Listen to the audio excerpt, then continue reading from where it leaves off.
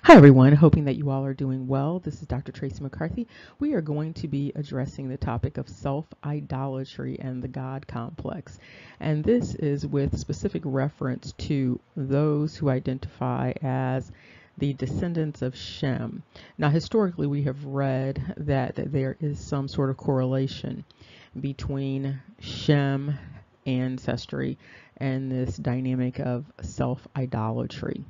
And so what we see, though, in present time is that those individuals or collectives that identify as descendants of Jacob, specifically as descendants of Judah, often engage in this practice publicly. And so it's very similar to what took place with Joseph and his dreams, where he referred to this idea of others bowing down to him and essentially worshiping him. So let's look at this. And so what do we mean when we say self-idolatry? Self-idolatry is essentially admiration for or devotion to oneself, according to Webster's dictionary here. So in other words, the individual or collective engages in this praise or reverence with respect to self. So it's a form of self-worship, essentially. And so along with this self-idolatry or this self-worship comes this dynamic of the God complex.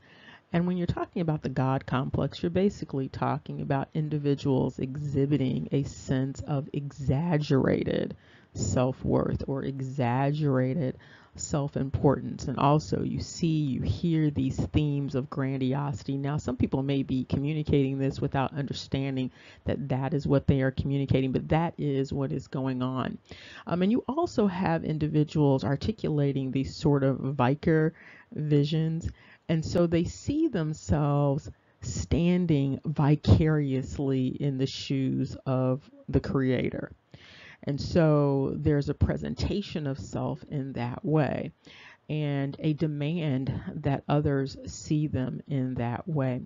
Now, specifically, you see this articulated sometimes with respect to male-female relationships. And so some individuals believing that that this is related to some sort of divine order.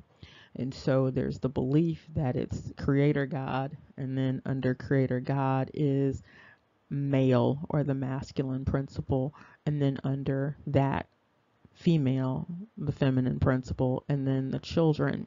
What is articulated with this is a belief that the man is responsive to Creator God, and that on earth the man takes the place of God. And so the woman is to revere the man in the same way that she reveres God, or in place of God. And so that's what that Vicar is about. If you recall Dum Diversus, when we looked at what happened with those papal bulls, there was that Vicar assertion going on where the individuals who were in charge were presenting themselves as God on earth, essentially. And so therefore they had a right to all of the property, all of the lands, and all of the kingdoms on the earth. And so that's the same dynamic that is going on here with respect to these Vicar visions for those who understand themselves or identify as descendants of Shem, descendants of Abraham, descendants of Jacob, specifically descendants of Judah.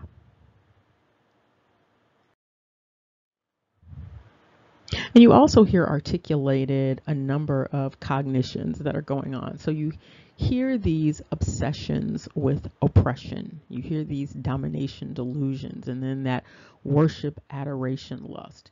And so when you hear the oppression obsessions, there is this theme of self being oppressed or oppressing others in the future. You also hear a theme of domination delusion, and that involves themes about being dominated, but then also dominating others in the future. And so there is an obsession with this. There is an obsession with being cursed and then ultimately dominating and oppressing others in response. And it's not always clear that the individuals come from a line of oppressed people. Some of these individuals actually come from a line of nobility. And so they've come from lines coming out of Europe in some instances where they actually had noble status, and they were never actually enslaved. Their ancestors were never enslaved. In fact, many of them have ancestors that were enslavers, but they've taken on this identity, this oppression identity, that is also supported by these race-based classifications. But what has also gone on is that many of these individuals have internalized all of this and are obsessive about it and think very deeply about Deuteronomy, and these curses, and trying to make sure that they fit themselves inside of these curses to then justify these delusions or these fantasies about subsequently dominating others. And then finally, you have that worship, adoration, lust, and we're going to talk about that. And so another theme that is embedded in this self-idolatry dynamic is this self-worship, adoration, lust. And by adoration, worship, lust, what we're talking about is being adored, being revered, being venerated. There's a desire for this. There's a coveting of this. There's a yearning for this. There's a thirst for this. And you have individuals who are encouraging young males who would be identified as descendants of Judah, descendants of Jacob, to engage in this behavior, and for females to engage in providing the adoration, providing the reverence, providing the veneration, providing the desire that is there. And so this is all based upon, in many instances, references to scripture. And we're going to look at some scripture to see where some of this is coming from, specifically for those who identify as descendants of Judah. And so before we go any further, we're going to just quickly talk about the implications of this dynamic, because it's really sort of a divergence deification. And so it's an attempt for individuals, or sometimes collectives of individuals, to divert attention and adoration and worship from the Creator to the self, and coming up with all sorts of excuses as to why this should take place. And sometimes it's couched in terms of family relationships or divine order or male and female roles. And sometimes what is used in order to undergird this entire thing is this reference from Sarah to Abraham. She's referring to Abraham, and she refers to him as my Lord. And so that is often used in order to undergird this idea that Abraham was seen as sort of a vicar. He was seen in place of God. However, when you look at the scripture, you see that there's a little bit more nuance to it than that. And I just want to add this before we go any further. Sometimes you have individuals who are depending on others to read for them, interpret for them, and analyze for them. And so they are stuck with whatever it is the person gives them in terms of the reading, in terms of the analysis, in terms of the interpretation. And so sometimes the person may give a really good reading, analysis, and interpretation, but sometimes they may not. They are responsible for giving the erroneous interpretation, analysis. However, the person who is receiving it is responsible for not doing their own due diligence so that they know for sure that what it is they are receiving is the accurate thing. And you see this with all of this history, and you see the histories changing. You see that we've been given false histories. We've depended on those false histories, but in many instances, we did not do the due diligence in terms of checking to make sure that what we were being told was accurate. And in these times, it's still very difficult to know whether or not something is accurate because people change facts every day. And so getting to the truth is extremely difficult, particularly when you're talking about something that took place in the past versus something that is actually current that you are experiencing yourself. And so let's move on here with respect to this reference to Abraham as Lord. In this particular instance, when you look in the center there, you have this rendition of Lord is referring to men, and specifically for Genesis 18:12, which is the Sarah referring to Abraham, it is specifically meaning referring to the word husband. It can also refer to master, father, captain, so it can refer to a number of things, even a reference to the creator. However, in this particular instance, Sarah is essentially, in terms of the translation, she is referring to him as her husband. She's not referring to him as her God.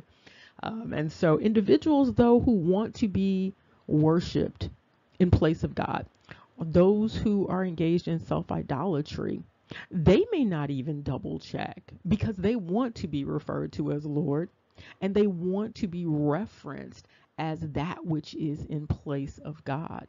And so therefore, they are not going to do the due diligence. Again, they are not going to double check and then tell you that it's wrong if this is something that they are invested in. So if an individual is invested in self-idolatry, if an individual is invested in that God complex, they are not going to give you the clarity needed to even know what it is that is being spoken in this particular passage.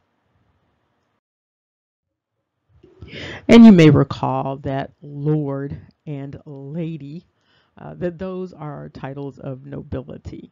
And so these titles actually indicate that a person is of a noble status in terms of a society. And so you see a number of references to lords and ladies in European nobility. Now, these themes of idolatry seem to run through these narratives related to Shem. Very specifically, you see this idolatry dynamic with the father of Abraham. And then you see the prevalence of it with respect to the descendants of Jacob. You see it with other entities also. Lot's descendants, but you see a very heavy narrative of it in the scripture with respect to Jacob's descendants. And so you see this continuation of it. There's a question, however, about where is all of this coming from? Now, some people might offer that it's coming from Terah, which would be Abraham's father, that this is sort of trickling down, but you also see encouragement of it in some of these blessings. And so with respect to Jacob's blessing or prophecy with respect to Judah, you see Judah's name in here with this prophecy. And so at Genesis 49:8 through 12, or start with 8, then we'll go to 10. So at 8 it says, Judah, thou art he whom thy brethren shall praise. Now, many people say that they believed that Judah and that praise or praised was about praising the Creator. But this name Judah is about Judah being praised. And you see the manifestation of it in this blessing / prophecy. And it says, thy hand shall be in the neck of thine enemies. And then thy father's children shall bow down before thee. This is very similar to the Joseph dynamic that resulted in Joseph being in the pit. And so there's also the indication in this prophecy of Jacob's, this blessing, that the scepter shall not depart from Judah, nor a lawgiver from between his feet until Shiloh come. And so you can see with this prophecy slash blessing that this is a recipe for self-idolatry. This is a recipe for self-worship and confusion for those individuals who understand themselves as being descended from Judah, because you have this first issue of Judah being understood as that which is praised, okay, that which is celebrated. And then you have this narrative in the prophecy slash blessing of Jacob indicating that the rest of these siblings are going to bow down to this Judah. Okay, so you have this idea of Judah being put on a pedestal, being praised, and then people bowing down to Judah. That Judah being the one with the crown, the rod, and also being the ruler.